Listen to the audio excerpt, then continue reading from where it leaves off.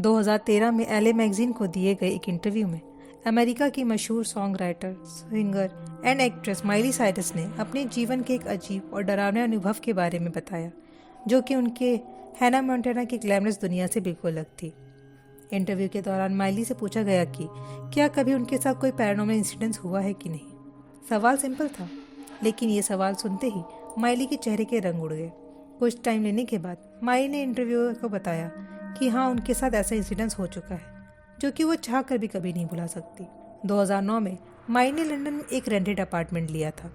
Busy schedule के चलते वह उस घर में कम समय बिताती थी, लेकिन जब भी समय मिलता तो वह वहाँ सिर्फ आराम करने आया करती थी। 2010 में माइली की छोटी बहन नोआ सायरस उनके पास रहने आई। जैसे ही नोआ ने उस अपार्टमेंट में एंटर किया, उन्हें कुछ अजीब सा महसूस हुआ, लेकिन उसने उस फीलिंग को इग्नोर करते हुए वहाँ रहना शुरू कर दिया। माइली के बिजी शेड्यूल के चलते नोआ को घर पे ज़्यादातर अकेले समय बिताना पड़ता था, लेकिन उसे हमेशा ऐसा लगता था कि वो वहाँ अकेली नहीं है और उसके अलावा भी वहाँ कोई और है। एक बार नोआ ने माइली से अपनी परेशानी बताई, लेकिन माइली ने सोचा शायद अकेलेपन के चलते नोआ को ऐसा लगता हो। माइली ने अपने इंटरव्यू में शेयर करते हुए बताया कि एक दिन वो सोफे पे बैठकर अपना कुछ काम कर रही थी, तभी अचानक ऊपर के कमरे से उनकी छोटी बहन की जोर से चिल्लाने की आवाज़ आई। अपनी बहन की चिल्लाने की आवाज़ सुनते ही माई दौड़कर ऊपर गई और जैसे ही उसने बाथरूम का दरवाज़ा खोला, उसने देखा कि पूरा बाथरूम धुएं से भरा हुआ है और फर्श भी गर्म था। उसने देखा कि उसकी बहन ज़मीन पर बेहोश पड़ी हुई है और उसकी बहन का पूरा शरीर लाल पड़ा हुआ था।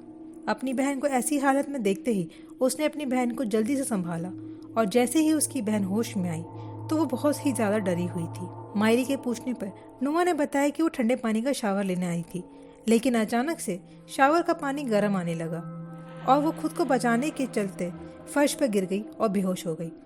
माई ने इस घटना को एक एक्सीडेंट समझकर भुला दिया, क्योंकि वो भूत प्रेत पर विश्वास नहीं करती थी। लेकिन जल्द ही उनके साथ कुछ ऐसा हुआ जिसने उनके विश्वास को हिला दिया। एक बार माइली बाथटब में नहा रही थी।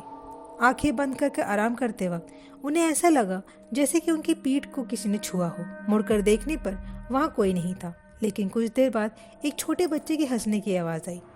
माई ने देखा कि सिंक में एक छोटा बच्चा बैठा हुआ था और उसे घूरते हुए एक क्रीपी सी स्मेल दे रहा था, जो कि आगे जाके धीरे धीरे एक इविल स्मेल में बदल गई। ये देखकर माइली बहुत ज़्यादा डर गई। उस टाइम उसे समझ ही नहीं आया कि वो क्या करे। माइली हिम्मत करके सिंक की ओर बढ़ी, तभी वो बच्चा सिंक से निकलकर बाथरूम के बाहर भागा और गायब हो गया।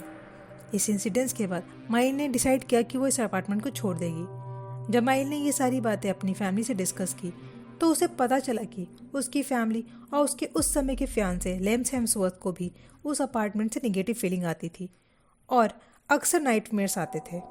माइली ने शेयर किया कि जब वो उस अपार्टमेंट में शिफ्ट हुई थी, उसको भी अक्सर नाइटमेयर आते थे, लेकिन उसको लगता था कि ज़्यादा काम करने की वजह से उसको वो नाइटमेयर्स आते हैं। माई ने बताया कि उस अपार्टमेंट छोड़ने के बाद उन्होंने उसकी हिस्ट्री जानने की कोशिश की।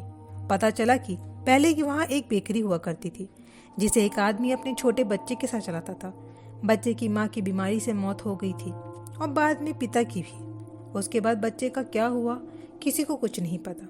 कुछ समय बाद बेकरी की जगह अपार्टमेंट बना दिया गया, पर लोगों का मानना था कि उस अपार्टमेंट में उस बच्चे की ही आत्मा है। ये सब शेयर करने के बाद माई ने बताया कि आज भी वो इस टॉपिक पर बात करना पसंद नहीं करती हैं और जब भी इस टॉपिक का जिक्र होता है तो वो सहम जाती हैं। यह अनुभव उन्हें याद दिलाता है कि दुनिया में कुछ चीज़ें ऐसी भी हैं जो हमारी समझ से परे हैं।